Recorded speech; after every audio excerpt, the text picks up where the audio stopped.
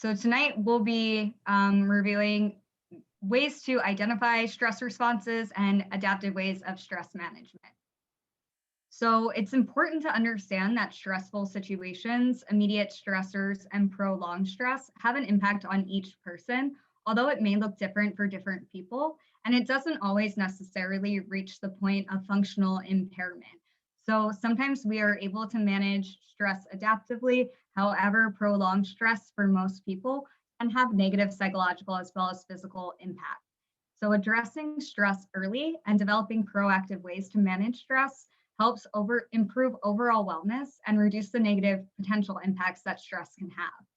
In this presentation, we will be addressing ways to identify signs and symptoms of stress, talking about normalizing the experience of stress response to abnormal situations, and then talking through some adaptive coping skills to better manage stress and help others manage stress as well.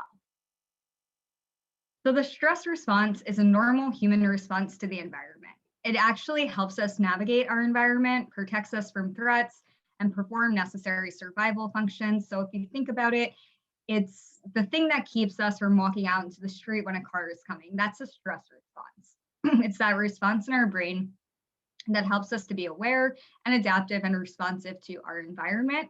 So some level of stress is not only necessary, it's helpful as well.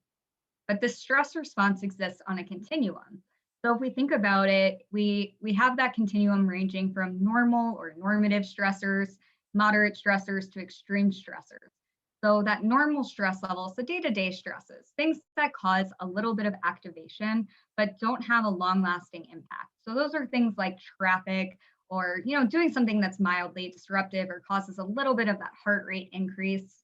Whereas moderate stressors cause a disruption that can last after the situation is over or take a little bit longer for our bodies and our brains to return to baseline. So that might be a fender bender while sitting in traffic. Whereas extreme stressors threaten our well-being and psychological or physical safety.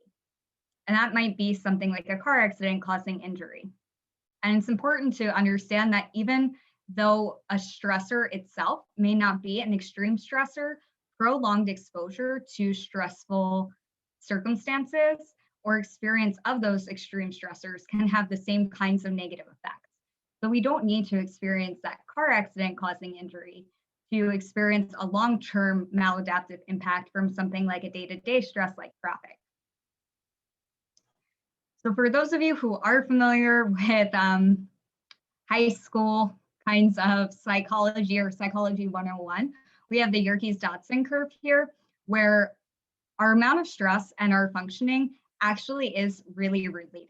So when we have too little stress, we're in that hypoactivation stage where we might have difficulty focusing, we might feel bored, or even feel a little bit apathetic. That goes to slightly understimulated, so feeling a little bit unfocused maybe, but generally functional. And then we have that optimal stress level. So for those of you like myself who maybe are prone to a little bit of procrastination, that optimal stress level is leading up to a deadline, that window when you feel more motivated and more engaged with the task or performance to get something done. And then really quickly after that, we have that stress starting to build up. Someone may feel tense, on edge, or might become a little bit preoccupied.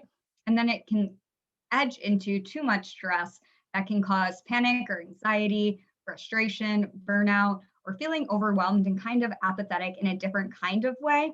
So too much or too little stress can both be unhelpful, and we want to try to keep people in those yellow and green levels as much as possible.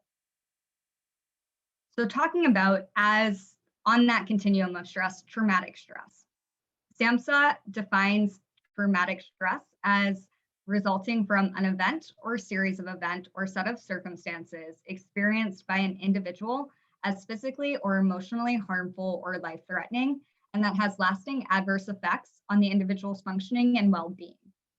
The reason that I include this when I talk about stress is because when we talk about those trauma responses that oftentimes we think about in clinical presentations like post-traumatic stress disorder or other mental health diagnoses, we see a lot of overlap in the non-clinical, non-pathological, not to that same level or extent, but there's a lot of overlap in what to look for in terms of recognizing stress response. So traumatic stress is the response to an event or events that cause significant prolonged stress responses in our brains and bodies. It does not always come from a single event trauma, but can be experienced from repeated or prolonged events or circumstances. And it is incredibly important because right now, all of us are in the middle of a collective stress response. A collective stress response, like our response to the pandemic, is a normative response to an abnormal situation or set of circumstances impacting a large group, community, or global population. If this sounds like it's redundant when we talk about normative responses to abnormal situations, that is on purpose, because when we talk about stress and stress responses, it's important that we are repetitive so our brains really pick up on those sticky, highlight key pieces of the information. A stress response is not a deficit. It is not pathological. It is there for a reason. And our brains and bodies haven't evolved in the same way that the circumstances that we experience have. So sometimes our stress response, or that survival mode, kicks in a way where it stops being helpful and starts to cause some physiological and psychological impairment or reduction in functioning. Again, COVID-19 is a collective trauma event. We're all impacted in different ways and may have different responses, but all of us are impacted in some way. So who experiences traumatic stress or those really big prolonged stress responses? Anyone can experience a trauma or traumas. And we're not only talking about those big T traumas. So not thinking about only like getting in a car accident that causes physical injury or injury to another person, but even having those little things add up over time can cause a traumatic stress response or that really big impactful stress response. Collective traumas have a significant impact on individuals and communities in a way that can cause that big traumatic stress response or that toxic stress response as well. Although there is a disproportionate impact in communities of color and low socioeconomic status communities, as well as in first responders and frontline providers in disaster and emergency situations. Again, much like the pandemic. Now thinking about, after an overview of what a stress response is and that it is a normal and adaptive thing that sometimes our bodies and brains take into overdrive to keep us safe in ways that stop being helpful, how can these types of stress responses impact you? We might see physiological or physical symptoms like a change in sleep, change in appetite, increased heart rate or panic symptoms, psychological or emotional symptoms like feeling down, angry, or numb, increased irritability, increased worry, or feeling like you're worrying about a lot of different things and having difficulty managing or slowing down the thoughts enough to focus on one specific topic or one specific area to address, and then changes in behaviors and relationships. And we'll talk a little bit more specifically about what some of these things may look like. So some experiences of toxic collective stress responses or overall stress responses, we can be a little bit more general here, is or may look like feeling tired or worn down, feeling like your energy level just isn't where it used to be or isn't where you would expect it to be for the amount of rest or sleep that you're getting, an increase in irritability or frustration, feeling like you have a shorter fuse, like things are bothering you that typically wouldn't bother you. And we can think about that in terms of having those more explosive reactions to things that normally would be stressful or irritating, but not cause that same response. If any of you have ever experienced that phenomenon that sometimes happens, it feels like you only get your belt loop stuck on a door handle when you're already having kind of a bad day, or if you knock over a glass of water, something that normally wouldn't be that big of a deal, but feeling like that just is like the last straw for the day, having those types of feelings or experiences more often. Excessive worry or feelings of uncertainty, especially paired with racing thoughts, feeling like you're worrying too much or can't stop or control the worry, or worrying about too many different things. Experiencing isolation or reduced social engagement that isn't related to practicing social distancing and safety behaviors, although it may start off that way. Not having the energy to pick up the phone and contact a loved one or respond to a message or an email, or canceling plans, or even withdrawing from people within the same home or people that you work with. Sleep disturbances, that might be difficulty falling asleep, difficulty staying asleep, not having restful sleep, including vivid dreams.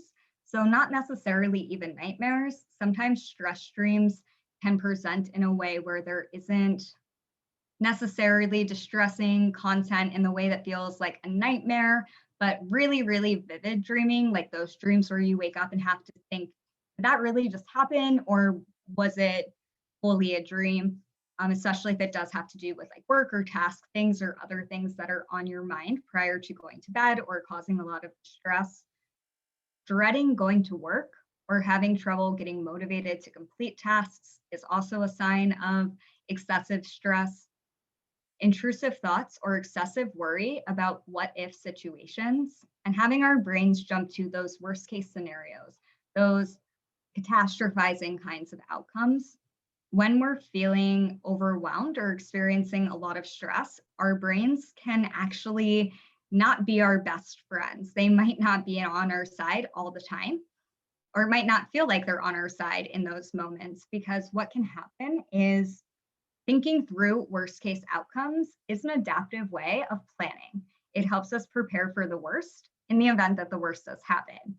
Again, in stress situations, sometimes our brain does too good of a job of preparing us for those things, and we might get fixated on those what if situations and spend a lot of emotional energy and a lot of time thinking through things that may never happen or may be unlikely to happen. People often do report feeling disconnected, down, or emotionally numb. So not feeling sad necessarily, sometimes that is a part of it as well, but more feeling on autopilot or disconnected from things, like the good stuff and the bad stuff doesn't really impact you in the way that it normally would. So more of that muted kind of emotional response. An overwhelming sense of responsibility. So feeling like you have to take care of everything, like you are the caregiver for everybody and things are all falling on you. And taking on that in a way of controlling some of that stress response, or the opposite of feeling like there's so much to do that you can't even do anything. You don't even really mind that you can't do anything, but not having that energy, that motivation to get things started or to really be emotionally and cognitively engaged in things that otherwise you would enjoy. And that includes things like household tasks, relationship tasks, work-related tasks, just getting those day-to-day things done. Difficulty concentrating is a big sign of excessive stress. So having difficulty focusing, knocking things off your to-do list, maybe spending more time even on tasks that normally wouldn't be time intensive or take a lot of emotional or mental effort. Having difficulty with short-term memory as well. Thinking, did I really send that email or did I just think about sending that email, is something, as an example, that can be a sign of excessive stress where you're not really tuned in and attending to what you're doing in the moment. Change in appetite, whether that's overeating or undereating. Sometimes when we have those excessive stress responses, what happens in our bodies is it can cause a lot of GI upset, or it can cause our cortisol levels to skyrocket, which can cause us to have more cravings for unhealthy foods because of the way that our brain works. Eating things that are higher in sugar, higher in fat, or more of those quote unquote comfort food types of things for a lot of people activates dopaminergic pathways in our brains, which releases endorphins and other feel-good chemicals like dopamine in our brains that makes us feel good, that helps offset the stress response of cortisol. However, it's not necessarily good for us long term. So we can see changes in appetite one way or the other, including significant weight gain or weight loss.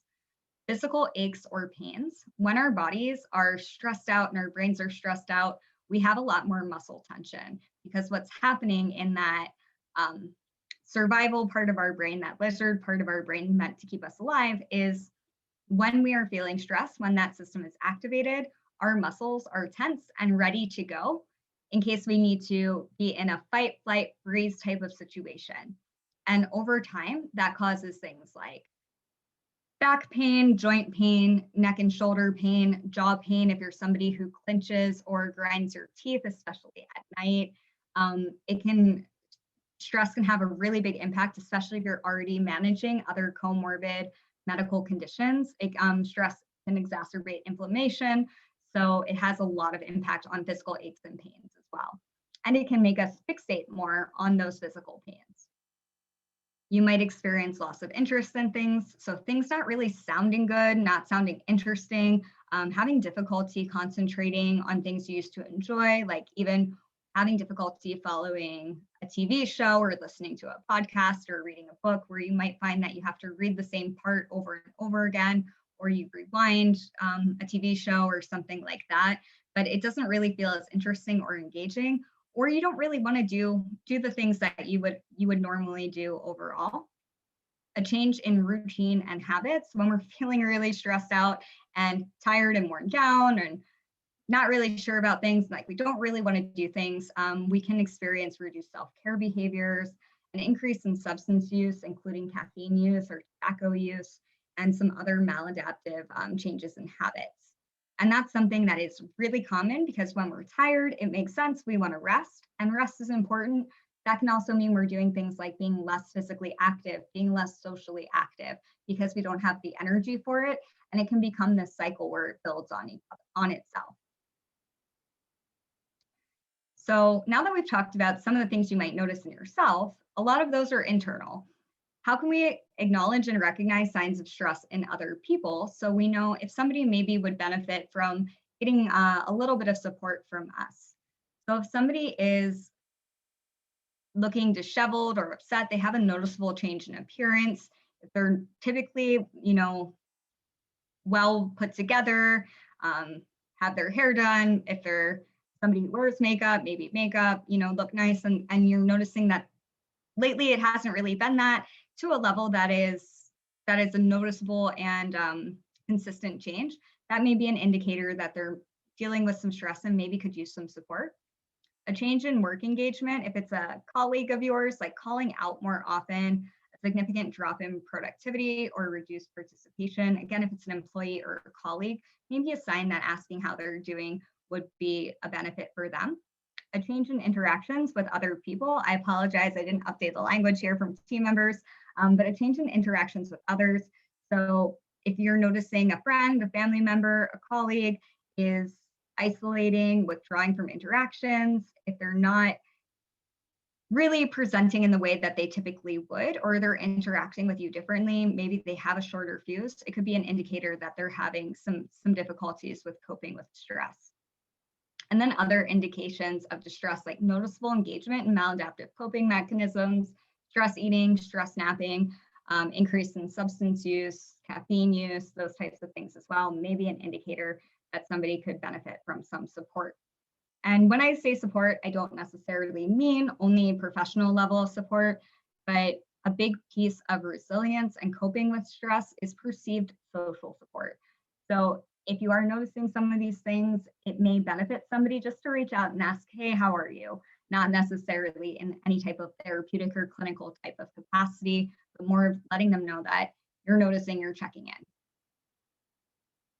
Okay, so we've talked about now stress responses, how to recognize stress responses and the impact stress can have on ourselves, as well as how to recognize it in other people.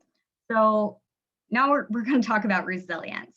So the good news is that our brains and bodies have the capacity to adapt to long-term stress and heal from toxic stress events. Our brain is continually changing in response to the environment. And if we build in practices that build up and work towards resilience, the brain can actually undo many stress-induced changes. So what happens when our cortisol levels are really high, we have a lot of that inflammation and we have a period of prolonged chronic stress, it actually changes our brain structure and can impact, I always mess this up, so please don't don't quote me directly on this, but either the white or gray matter in our brain actually reduces in density during periods of prolonged stress like grad school or pandemics or other periods where there's a lot going on. So when we build in resilience, our brain actually can undo some of those changes. So there's a lot of well-documented research on how brains and bodies become healthier through mindfulness practices, exercise. And the thing here is exercise does not only mean targeted workouts, like intense workouts. This means physical movement and getting blood flowing, taking care of our physical needs, good nutrition, adequate sleep, and healthy social interactions. So our brains are hardwired for survival. People in general want to be well and feel well. And there are some ways that we'll talk about in the next handful of slides here that we can help our brains and bodies move along towards that resilience and well-being that it is actively working towards on its own. So one thing that I like to talk about a lot is gratitude. Gratitude is one of the things that is routinely linked in our research to resilience and well-being. Gratitude is defined generally as a positive emotion that is experienced when people perceive that they have received a valued benefit. And that valued benefit, more often than not, is something that is intrinsic and not necessarily a concrete or monetary value benefit, but something that makes us feel good, that releases endorphins, releases all those feel-good chemicals in our brain.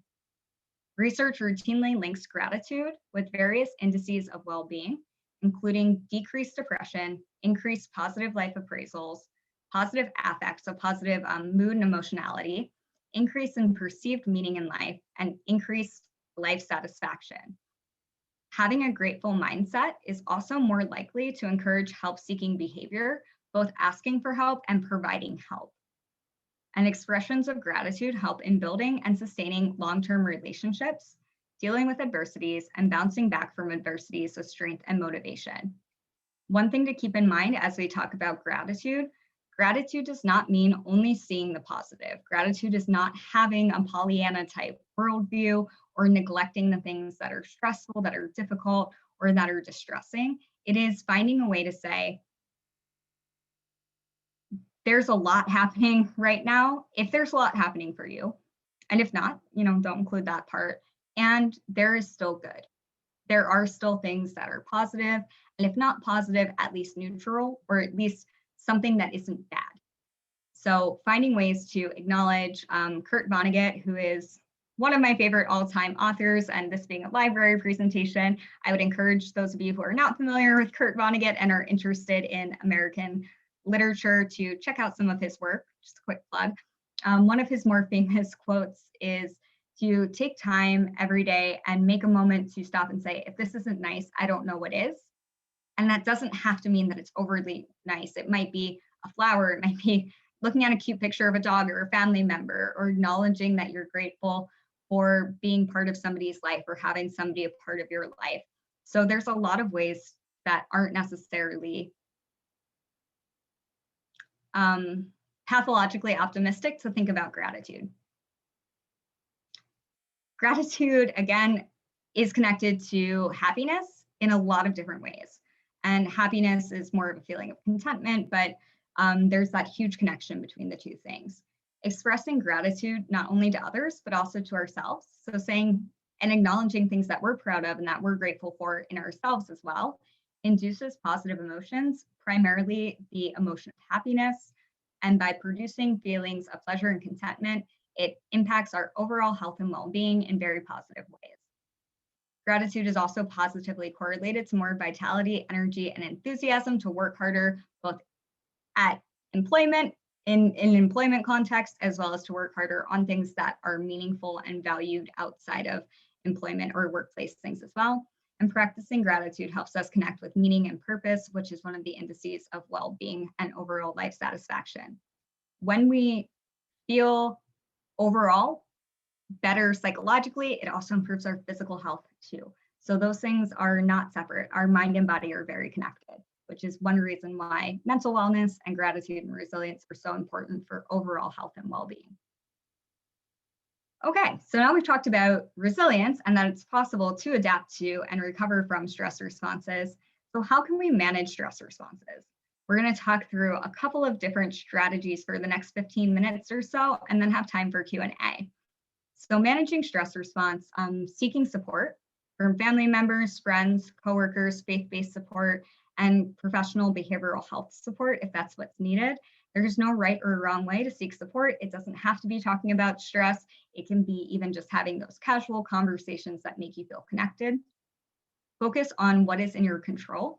Again, sometimes when we are experiencing a toxic or maladaptive stress response, everything feels overwhelming. And when we focus on those things that we do have control over, it helps our brain relax, it helps our body relax, and it helps us cognitively be able to say to ourselves, I'm doing what I can, and that's all I can do. Identify positive things happening in the world, or plan things to look forward to within reason and within, safety measures and CDC guidelines. Take care of your physical health. It doesn't have to be making huge changes to nutrition or diet or physical activity, but in general, being mindful of what does your body need. Stay hydrated, stay active, getting a little bit of physical activity in releases endorphins. Endorphins make you happy, and happy people are more resilient. And stay nourished. And you don't have to go on a super health kick, but taking care to make sure that you're eating things that make you feel good, and that you're paying attention to your body's nutritional needs as well. Giving yourself time to disconnect from the media, including social media. When we're already overwhelmed, sometimes getting more information or focusing on certain things going on can be difficult, or can cause more stress or that higher activation level. Practice relaxation and mindfulness techniques. We'll talk about some of those in the next slides. But engaging your parasympathetic nervous system, which is the opposite, or I guess complementary system to that survival alarm system in our brains. It helps combat stress responses, and you can do that with things like deep breathing and muscle relaxation. And then know the signs of when it's time to seek professional support services or when that might be beneficial. So some coping strategies. Practice mindfulness and relaxation interventions regularly. I love talking about this because so many times people, the conception is that you need to sit and meditate for 20 to 30 minutes at a time for it to be beneficial. And for some people that works, for other people it doesn't. So there are ways to practice mindfulness, and mindfulness really is just being present and aware of where you are and what you're doing in the current moment. That can help. If you do it a couple minutes throughout the day, it's going to have a huge impact on your overall stress level. So practicing some of those things, and you can think about mindfulness like a triangle where you have your breath, your body, and your mind, your brain, the 3 Bs. And if you have 2 of those things engaged, if you are focused on your breathing, if you are focused on physically where your body is, what you're doing something physical, or what's going on in your mind, the other one's going to come and you're doing something mindfully. It doesn't have to be a meditation. And then there are relaxation interventions we'll talk about in this next slide. Remember the 3 M's of coping: meeting, moving, and making. Meeting, staying socially connected and connected to your support system.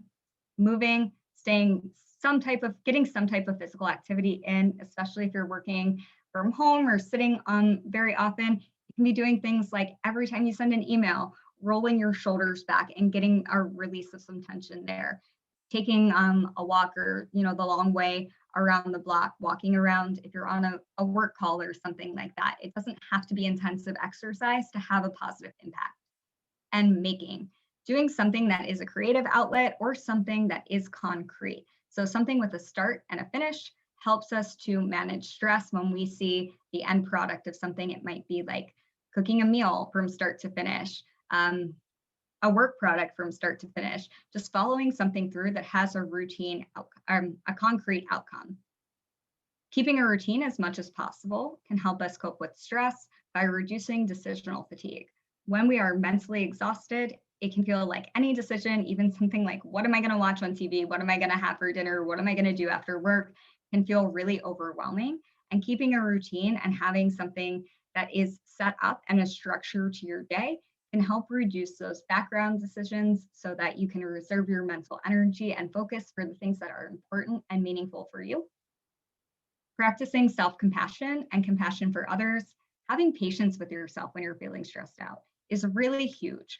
When we hold ourselves to the same standards, when we're in that overwhelmed, if you remember our bell curve from the beginning, when you're in that far end, that red zone, it's not realistic for us to do things the same way we would as if we were right smack in the middle of that optimal zone. Not all the time, at least not for most of us. So having that patience with ourselves and treating ourselves with kindness and compassion and having that same patience and grace for other people, not to take things as personally, to take that step back.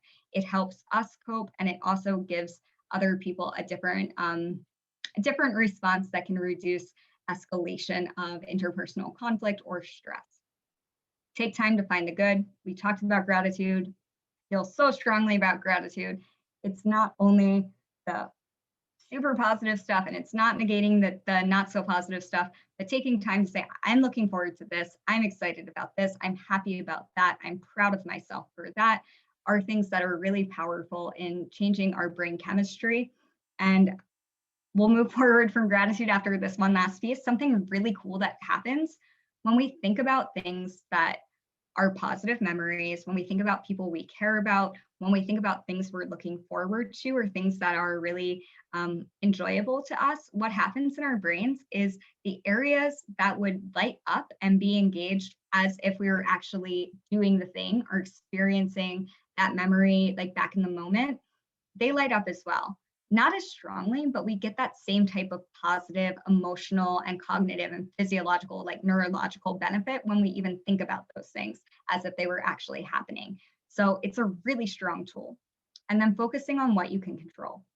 And we have control over so many things that don't feel like we have control over sometimes, but taking that step back and noticing all of the things that you have choice in throughout your day-to-day can help when things feel really big and overwhelming. And like you maybe are swimming in a place where things feel like they're spinning, even focusing on, I choose what I put on in the morning, I choose what I say, I choose who I say it to. Those types of things can help us maintain a sense of control over the day-to-day stuff, even if we don't have control over the big stuff. Okay, helpful relaxation strategies. Deep breathing is huge. Again, you don't need a lot of time for this. If any of you are parents or have ever watched a baby sleeping and you see their little bellies going up and down, that's the way that we breathe naturally when we are most relaxed. And taking a little bit of time to practice diaphragmatic breathing or belly breathing can actually reset your heart rate and reduce your brain's response. It can turn off that alarm system in your brain. When we're breathing that way, we tell our brain there's nothing right now that we need to be afraid of or that we need to be prepared to fight or run from. So it's okay to relax. Guided imagery or mindfulness meditation, if you are somebody that works for, I highly recommend it. It helps us to get out of our head and into or out of the distress or that stress response and into a more pleasant mind space, headspace. And there's a lot of really great resources on YouTube that are totally free. If you have an app and that works for you, or you'd like to use an app, awesome.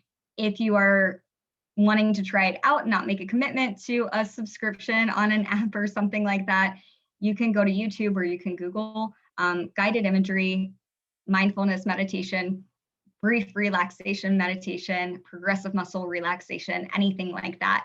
And they're really helpful and not very long, quite honestly, but you can really determine how much time you need and what works for you. Keeping a gratitude journal is big because then you have a record, so to speak, of the things that you are feeling proud of, that you are happy for, that you are grateful for, that are pleasant, that are enjoyable to you. So if you are struggling to identify something in that moment and you feel like you need a little bit of a boost, you can go back to that journal, back to that record. And even if it's just jotting down a couple words, you then have an objective, well, I guess it's our own experience, so maybe not totally objective, but you have this concrete record that shows I have a lot of things to be happy for, to be grateful about, that are positive, that are pleasant, that I can go back to. Setting time aside for yourself, again, incredibly important. It doesn't have to be hours and hours at a time, but making sure that you are setting those boundaries with family members, friends, colleagues, work, and everything, and getting what you need. Even if that's saying, this is just my 15 minutes at the beginning and end of my day to do what I need for me and not be interrupted. It's not about the amount of time as much as it's about the intention behind it. Recovery stretching is really helpful for some people for relaxation. So that is, making sure at the end of the day or the beginning of your day that you are mindful of where you might be feeling tension in your body and doing some mobility work around it. Again, YouTube is a great resource for that, but even things like doing a figure four, so putting one ankle on the opposite knee when you're sitting down and then leaning forward will give you a really good hip flexor stretch, and it's going to help relieve some of the lactic acid and other tension that can be built up in your body if you are having a lot of stress or stress response. And then listening to music or journaling, anything that engages your mind and helps you to quiet down some of those overwhelming thoughts or get you engaged in something that is meaningful and pleasurable to you are good relaxation strategies. I know these sound really general, and the reason for that is everything, the most helpful relaxation strategies are really personalized and unique. So the things that work for one person may not work exactly the same for someone else, but these are some kinds of categories to look into and kind of trial out. So you can get a menu, so to speak, of different relaxation strategies that you can choose to engage with at different times and in different contexts. When you have maybe a little bit less time, do a minute of breathing, see how that goes. When you have maybe a little bit more time, taking time to set aside to do something creative or to journal or engage with a family member, whatever it is. So some indications that it might be beneficial to seek a higher level of support or higher level of care. If you are experiencing significant impairment in functioning at work, home, or relationships, it might be beneficial to speak with somebody with some expertise to for some help to tweak those relaxation and coping strategies and make them more effective for you. If you're feeling anxious, down, angry, or disconnected, feelings most of the day, nearly every day, or experiencing significant loss of interest in things you used to enjoy, to the extent that you have difficulty doing things at all, sleep disturbance or panic symptoms causing difficulties in other areas like inability to drive or stay awake at work or missing things, or feeling really snappy, feelings of helplessness or hopelessness, or anytime that you just have the desire, you think it might be helpful for additional emotional support and stress management. I want to be mindful here that professional support is not only talking about psychological support, it may be talking to a pastoral counselor, somebody, faith-based care, anything that where someone may have a little bit more expertise in some of these coping mechanisms and be able to help hone those pieces so that you can really make sure that you have the most efficacious plan for you. So a little bit about the Advocate Trauma Recovery Center really quickly. We are located in 2 areas now. We have our office in Evergreen Park through Advocate Christ Medical Center and up in Gurnee. We are grant funded through ICEJA at a state level and VOCA at a federal level. And we provide trauma-informed behavioral health services to survivors of intentional violence or family members of homicide victims at no cost, including individual therapy, group therapy, psychiatric medication management, and extensive social services. It's up to 16 sessions. We see ages 4 and up. And again, survivors of recent intentional violence, anything that you can file a police report about, really, our contact information is here if you have any questions about our services. We now service 8 counties in the Chicagoland area. So if you're at this presentation, you're probably a resident of one of those counties. And if you have any questions, you are more than welcome to reach out to myself or our main phone number for more information about the TRC. And that brings us to our last 15 minutes for Q&A and discussion. Okay, I'm looking at the chat for you, Dr. Smoter. There, I don't see anything in the chat, but if you folks have any questions for Dr. Smoter, go ahead and enter them in the chat or the Q&A.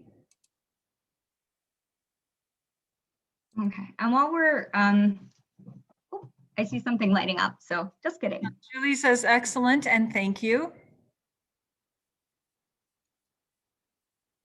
Great. Thank you all for your engagement with this. It's really, I think, impactful to have the ability to take that step back. A lot of times a stress response can be insidious, so it can kind of creep up on us. We might not notice how stressed out we are, how we're managing stress until all of a sudden it feels really overwhelming, like a tidal wave. So sometimes people might say, yeah, I'm noticing that I'm dropping the ball a little bit with things, or not sleeping quite as well, or feeling a little bit more exhausted, or noticing that my jaw is clicking more. But when all of those things are kind of observed individually versus when we take that step back and do a check-in with ourselves about everything that's going on, it could be, a really powerful reminder and indicator that it could be time to build in some of these coping strategies to help reduce that overall stress level. That's a good reminder. Thank you for that, Dr. Smoter. We do have a question from somebody in the chat. Joyce says, thank you. She says her son was robbed at gunpoint at GameStop in Tinley. Is he eligible for the counseling? If it was within the last 3 years, absolutely. If not, he can give us a call or shoot me an email, and we will, see if there's any way that we can work that in. Okay. Thanks for your question, Joyce. I was just listening to you talking, Dr. Smoter, and I just think how, we've been living a year already under the pandemic. And of course, a year ago, none of us would have, we couldn't have imagined this happening and then having something like this go on for so long. Any advice for all of us who have been dealing with this for a year and just wanting, so many people want things to go back to quote unquote normal. Any tips for us, for those of us thinking in that line? Oh yeah. So, I think a lot of these pieces are applicable to the overall kind of pandemic fatigue that I think a lot of us are experiencing. And, that's a common response. What turned into, I guess I can work from home for the next 2 weeks, is going on over, 13 months now, or about 13 months now. And it's exhausting. And it does wear on us, I think, in different ways at different times, even if we're not having those really big noticeable responses. It's exhausting to manage things differently, to navigate the world differently. It's a big change and a big adjustment for all of us in different ways. And, especially those of us who are more isolated from family members and our support networks and everything. So finding ways to maintain as much normalcy as possible. And I know that sounds silly, and a lot of us have arrived at maybe a new routine or a new kind of normal through the last year or so, but thinking through what is important and how can you focus on the things that are the most meaningful to you. If it is, family interactions, what can we do to increase engagement with family, like setting up Zoom game nights, or, trivia nights, or engaging in things like this. Whatever we can do to really hit those things that are still meaningful and maintain that connection. And that does look different for each person.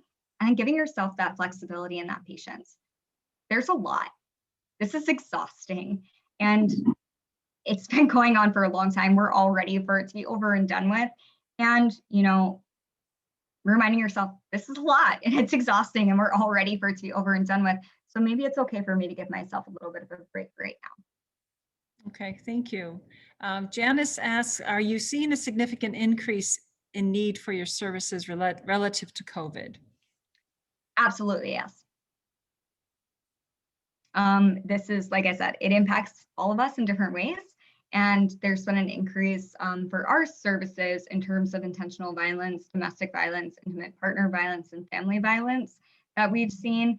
When tension boils over and people are not able to engage with their normal coping mechanisms, the things that they used to do to blow off some steam, like go out and have dinner with friends, or go to the gym, or be out and around in those ways, it increases tension everywhere, and it's been a huge adjustment for a lot of people. So we have seen an increase in behavioral health needs for sure. Okay, thank you. And Karen says, thank you. The gratitude idea is very helpful. Okay, thanks for I'm glad somebody enjoyed that. I geek out on it a little bit, maybe too much, but it's one of my favorite things, and it's something that doesn't take a lot of effort. I don't think you can do too much gratitude, though. I think it's it really helps to refocus the mind on how you think about things when you're looking to be grateful or thankful for something, instead of trying to sort of finding the pain and ache in things. It really can change the way you see things. It absolutely does. So our brain actually follows the laws of physics, just like everything else. So the things that we focus on get bigger. If you think about it, like if you're driving in the snow and you're only focusing on the snowflakes that are hitting your windshield, that's all you're going to see. You're not going to see everything else. And if you take that wider perspective and you're looking at like out through the windshield at everything, you're not missing those snowflakes, but you're also seeing all these other pieces. When we only focus on the things that are stressing us out, we don't get that more balanced perspective. So when we make the effort to intentionally find things that we're grateful for, things that we're happy about, or pleasant things, what we do is it shifts our focus from only looking at the stress, only looking at the snowflakes, to looking at the whole picture. Okay. And Janice says, yes, gratitude is something we need to keep on our radar. Thank you. It is so important. And Karen is asking if there will be a handout available. And I'm going to answer that for you, Dr. Smoter. And I said, no, there's no handout available, but this program is being recorded and it will be posted on our YouTube station, our YouTube site. Give us a day or two to do so. And it will be posted there for 2 weeks. So you folks can share it with other people who weren't able to be with us tonight. Or you can go through and rewatch it again. All right. Yep. Okay, any other questions for Dr. Smoter? And I can fill up 8 minutes talking about adaptive coping and ways to manage stress. I do want to be mindful of people's time, and that we just talked about boundaries and taking time for ourselves and setting that time aside as intentionally. So whatever is best here. Yeah. Well, that's okay. We'll go ahead and go. I want to express my gratitude towards you, Dr. Smoter, and thank you for joining with us tonight. Thank you, all you folks out there, for taking the time to be with us tonight, and for all of our programs. We can plan all these programs all we want, but it's up to you to join us, and we're so thankful that you do take time to be with us. It means a lot to us, so we're thankful for you. Thankful for Dr. Smoter, and everybody stay well, de-stress, be grateful, and we hope to see you soon. Have a good one.